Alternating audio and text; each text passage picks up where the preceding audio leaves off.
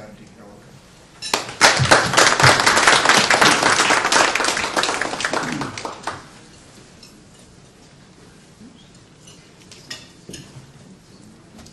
Thank you so much, Professor Blambu.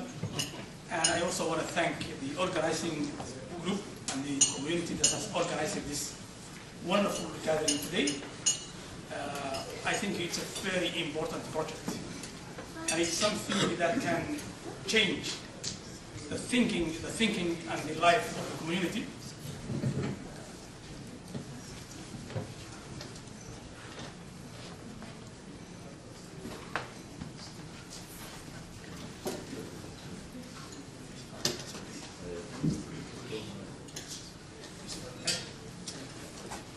Okay, I believe that this is a very worthy project that we have come together today to support. When I first met, I met with Ni, and he told me about this project. I told him that I was extremely happy to participate in it and come and talk to you, not because I know more than the rest of you, but mainly because I have a lot of interest in African history, African cultures, African philosophies, and African ways of knowing. And I hope that the project moves forward and it becomes a reality in the near future. I have either co-edited or published a few books. One with Professor Blambu, and I will rush as soon as it's up to bring copies of my books to contribute, either in hard copy or electronically, however.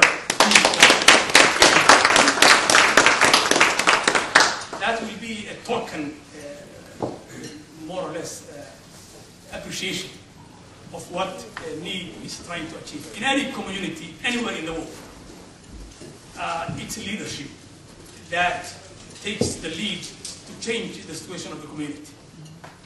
The best example I can give you is Africa, that we are talking about today, where actually, as we always talk about, Africans, you can meet them anywhere in the world. And I have been now in North America for about 25 years. And I have met them in the US when I was there and after I came here.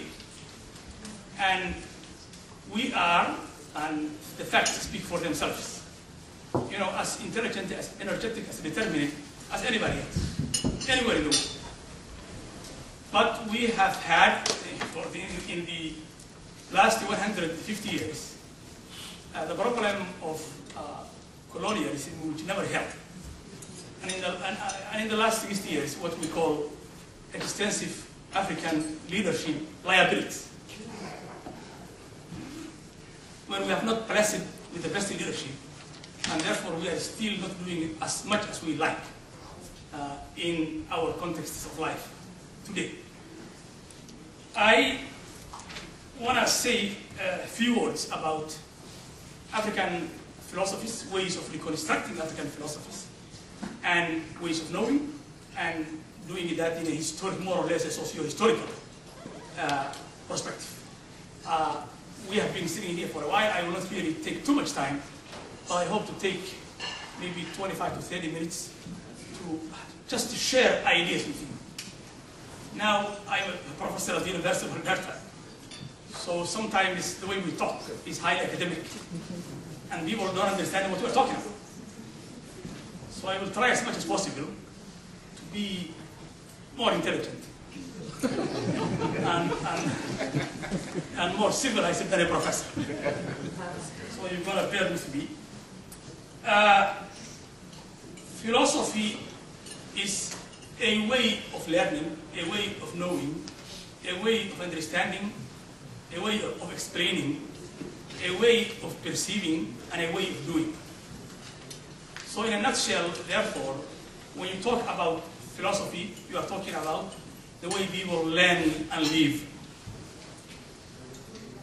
That, therefore, in my opinion, should have been in all the communities as long as there were world communities.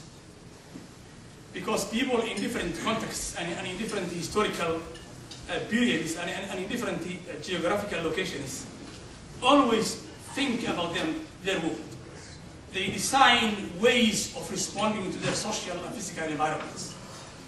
They develop contexts where they solve their problems.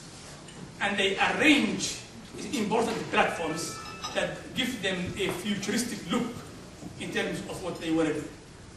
That can be called philosophy. But somehow, and amazingly, we have been told that philosophy was invented by one group of people. And therefore, the rest of the people, especially Africa, did not contribute to philosophical thinking. One wonders, if that was the case, how they have lived. It does not make sense. John Dewey, an important American philosopher, called philosophy the theory of learning or the theory of education. In a different epoch, the word philosophy comes from in its root system, from the Greeks.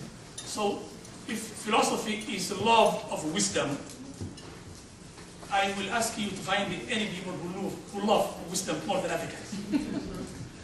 And you may find it actually difficult to achieve it. In that sense, therefore, what we have seen is more or less the deliberate monopolization of the meanings and the constructions of philosophy by what we call now the European center.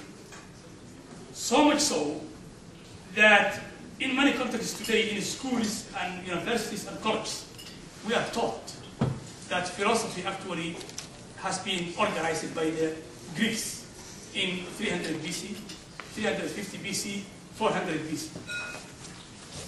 Somehow, 500 BC, or 600 BC, or 700 BC, or before that, seems to has a historical emptiness. That if that was the case, then people actually were not thinking before that. So it does not make a lot of sense. In that sense, therefore, what we need actually to do, especially from the African and other open-minded perspectives, is to create new conceptual and theoretical and practical encounters, i.e. we must be willing to challenge these assumptions, which dangerously and quite problematically locate Africa as a philosophical. When you locate a whole continent of about 1 billion people as a philosophical, historically, you also achieve extensive dehistoricization, or you take the historical achievements of people out. In fact, you even deculture them, and because philosophy is based on history and culture, and ways of knowing and relating to the world. That is highly problematic, but one must understand actually that that was not something that was just happening.